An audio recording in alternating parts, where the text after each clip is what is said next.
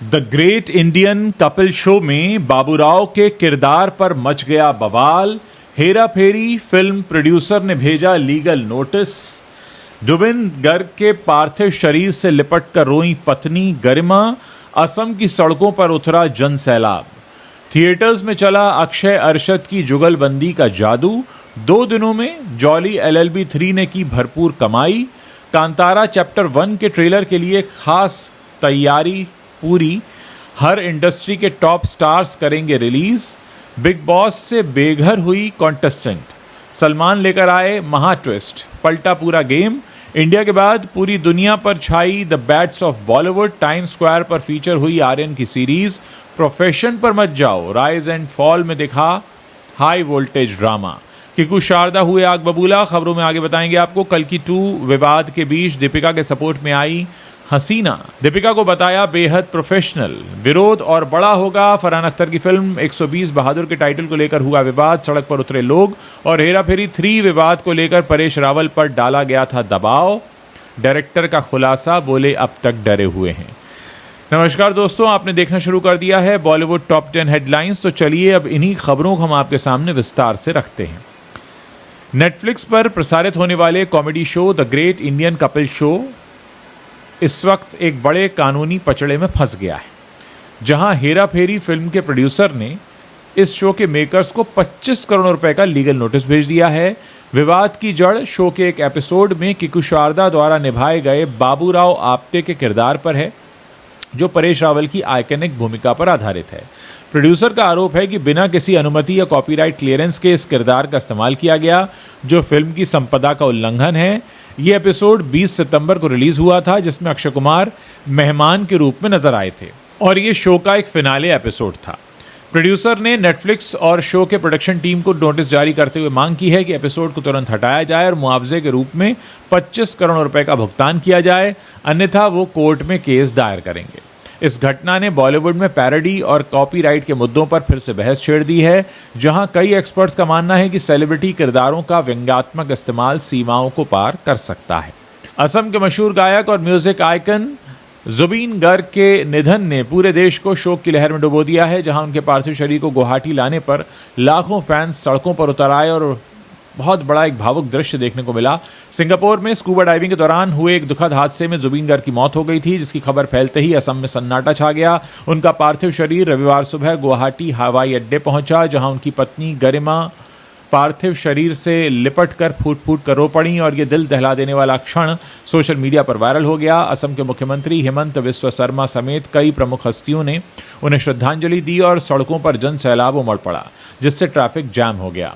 जुबिन गर्ग असम संगीत की दुनिया के सितारे थे, जिन्होंने असमिया, हिंदी और बंगाली गीतों से लाखों दिलों को जीता था और उनकी मौत ने न सिर्फ फैंस बल्कि पूरे संगीत जगत को स्तब्ध कर दिया।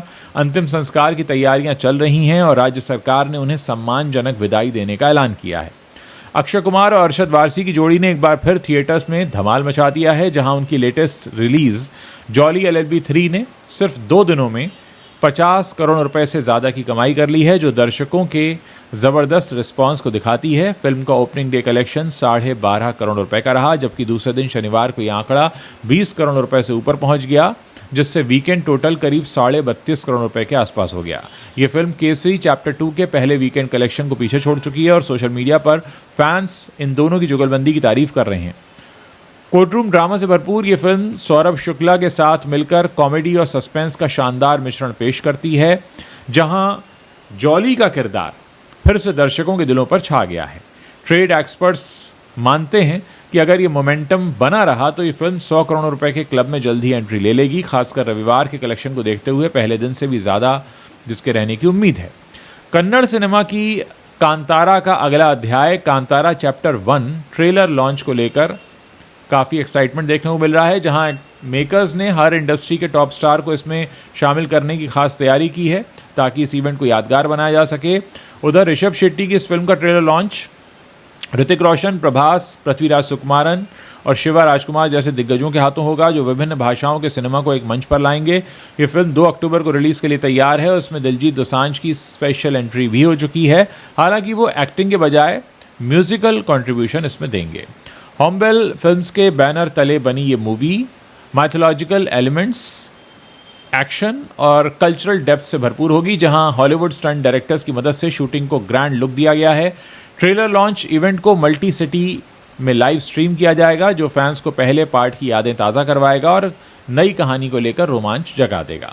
रियलिटी शो बिग बॉस 19 के चौथे हफ्ते में ड्रामा चरम पर पहुंच गया है, जब नेहल चुड़ासामा घर से बेघर हो गईं, लेकिन होस्ट सलमान खान ने एक महा ट्विस्ट लाकर पूरा गेम ही पलट दिया। इस हफ्ते प्रणीत, नेहल समेत 5 कंटेस्टेंट्स नॉमिनेटेड थे और वोटिंग में नेहल सबसे कम वोट हासिल करने वाली रहीं, जिससे उनका एलिमिनेशन तय हो गया। लेकिन वीकेंड का वार के दौरान सलमान ने सरप्राइज ऐलान किया कि नेहल को सीक्रेट रूम में भेजा जा रहा है, जबकि प्रणीत को असली रूप से सेफ रखा गया, जिससे घर वालों का पूरा प्लान उलट पलट हो गया। यह ट्विस्ट न सिर्फ नेहल को वापसी का मौका दे रहा है, बल्कि आने वाले हफ्तों में नए अलायंस और कॉन्फ्लिक्ट्स को भी जन्म देने की शुरुआत हो सकती है। यहाँ से सलमान ने कॉन्टेस्टेंट को चेतावनी दी है कि गेम अब और कठिन हो जाएगा और नेहल का सीक्रेट रूम स्टिंट जो है वो दर्शकों के बीच चर्चा का विषय फिलहाल बन गया है।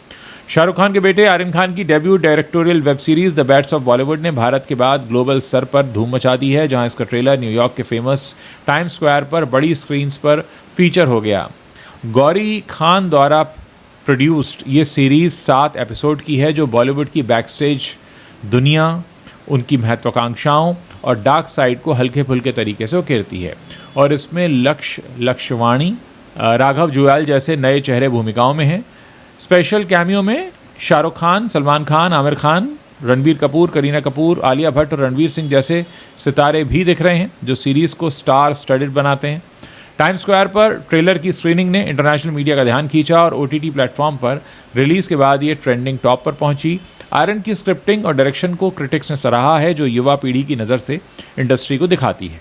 Reality show rise and fall के लेटेस्ट एपिसोड में हाई वोल्टेज ड्रामा देखने को मिला है, जबकि कुशारदा आदित्य नारायण पर भड़क उठे और चिल्लाकर बोले प्रोफेशन पर मत जाओ, जिससे पूरा सेट तनावपूर्ण हो गया। बहस की शुरुआत आदित्य के एक कमेंट से हुई, जहां उन्होंने किकू के प्रोफेशनल अप्रोच पर सवाल उठाया और कहा कि वो 30 साल से इंडस्ट्री में हैं, इसीलिए बेहतर जानते हैं। इस पर किकू ने कड़ा एतराज जताया और जवाब दिया कि वो किसी के प्रोफेशन पर नहीं जाते, इसलिए दूसरे भी उनके साथ ऐसा ना करें। साथ ही अर्जुन बिजलानी भी इस बहस में कूद पड़े। ये तीखी तकरार शो के प्रोमो वीडियो में कैद हो गई, जो सोशल मीडिया पर वायरल हो रही है और फैंस दोनों पक्षों पर राय दे रहे हैं। शो का कॉन्सेप्ट सेलिब्रिटीज की राइज एंड फॉल दिखाने का है, लेकिन ये एपिसोड रियल इमोशंस और पुरानी रंजिशों को उजागर कर रहा है, जो आने वाले एपिसोड्स में और भी ड्रामा जोड़ सकता है। कल्कि 2898 AD की सीक्वल कल्कि 2 से दीपिका पादुकोण के अचानक बाहर होने के विवाद के बीच उनकी पुरानी को स्टार डायना पेंटी ने उनका खुला समर्थन किया है, उन्हें बेहद प्रोफेशनल बताते हुए 10 में से 10 नंबर दिए हैं। डायना ने एक इंटरव्यू में कहा कि दीपिका के साथ कॉकटेल में काम करना उनके करियर का हाईलाइट था और वो हमेशा समय पर पहुंचती हैं, हर सीन को परफेक्टली डिलीवर करती हैं और टीम को मोटिवेट रखती हैं। विवाद की वजह फीस में 25% बढ़ोतरी की मांग और शूटिंग शेड्यूल पर असहमति जताई जा रही है, जहां दीपिका ने हर दिन 7 घंटे से ज्यादा काम न करने से इनकार कर दिया। उन्होंने कहा कि मैं सिर्फ 7 घंटे ही काम करूंगी, जिसके बाद मेकर्स ने उन्हें रिप्लेस करने का फैसला ले लिया। डायना का यह बयान डायरेक्टर नाग अश्विन के क्रिप्टिक नोट्स के जवाब में आया, जो इसकी डायनामिक्स पर सवाल उठा रहे थे। अब स्पेकुलेशंस हैं कि अनुष्का शेट्टी या नयनतारा जैसी साउथ एक्ट्रेसेस को उनकी जगह लिया जा सकता है, लेकिन दीपिका का फोकस अब अपनी बेटी दुआ और अपकमिंग प्रोजेक्ट्स पर है। फरहान अख्तर की अपकमिंग फिल्म 120 बहादुर का टाइटल अब एक बड़े सामाजिक विवाद का शिकार हो गया है, जहां अहीर और यादव समुदाय के लोगों ने गुरुग्राम में जोरदार प्रदर्शन किया और दिल्ली जयपुर हाईवे पर जाम लगा दिया। प्रदर्शनकारियों का आरोप है कि फिल्म का टाइटल 120 बहादुर ऐतिहासिक घटना से जुड़ा है, जो उनके समुदाय की भावनाओं को ठेस पहुंचाता है और उन्होंने मांग की है कि टाइटल तुरंत बदला जाए, वरना विरोध और तेज होगा। खेड़की दौला टोल के पास आए सैकड़ों लोग उस समय सड़क पर उतर आए, उन्होंने बैनर लहराए और नारेबाजी की, जिससे ट्रैफिक बुरी तरह प्रभावित हुआ। फिल्म का टीजर हाल ही में रिलीज हुआ है, जो 120 बहादुरों की वीरता पर आधारित है, लेकिन इस समुदाय का मानना है कि उनकी पहचान को गलत तरीके से पेश करता है। मेकर्स ने अभी कोई आधिकारिक बयान नहीं दिया है, लेकिन विशेषज्ञों का कहना है कि ये विवाद प्रोडक्शन को प्रभावित कर सकता है और आने वाले दिनों में बातचीत से हल निकलने की उम्मीद है। हेरा फेरी सीरीज की तीसरी सीरीज को लेकर बीते समय से चल रहे विवाद पर फिल्म के डायरेक्टर प्रियदर्शन ने खुलासा किया है कि परेश रावल पर भारी दबाव डाला गया था, जिससे वो काफ़ी डरे हुए थे और फिल्म से बाहर होने का फैसला ले चुके थे। प्रियदर्शन ने एक हालिया इंटरव्यू में बताया कि अक्षय कुमार और परेश रावल के बीच कभी कोई व्यक्तिगत झगड़ा नहीं हुआ, बल्कि परेश को कुछ गलत लोगों के प्रभाव में लाकर कानूनी पचड़ों में फंसाने की कोशिश की गई। उन्होंने कहा कि परेश को डर था कि विवाद के कारण उनकी इमेज खराब हो जाएगी और वो मुकदमेबाजी में उलझ जाएंगे, इसलिए उन्होंने अस्थायी रूप से फिल्म छोड़ने का मन बना लिया था। हालांकि बाद में बातचीत के जरिए सब कुछ सुलझ गया और परेश रावल वापस इस फिल्म में लौट आए। प्रियदर्शन ने जोर देकर कहा कि फिल्म की स्क्रिप्ट और कास्टिंग पर कोई बदलाव नहीं हुआ है और ये सीरीज के फैंस की उम्मीदों के अनुरूप ही बनाई जाएगी। ये खुलासा विवाद को शांत करने की दिशा में एक कदम है, लेकिन प्रोडक्शन टीम अब भी सतर्क है ताकि कोई नया ट्विस्ट ना आए। तो दोस्तों, ये वो 10 बड़ी खबरें हैं जो इस वक्त इंटरनेट पर छाई हुई हैं, बॉलीवुड से आती हैं। अगर आपको वीडियो पसंद आ रहा है तो उसे आप अपने दोस्तों के साथ शेयर करना मत भूलिएगा।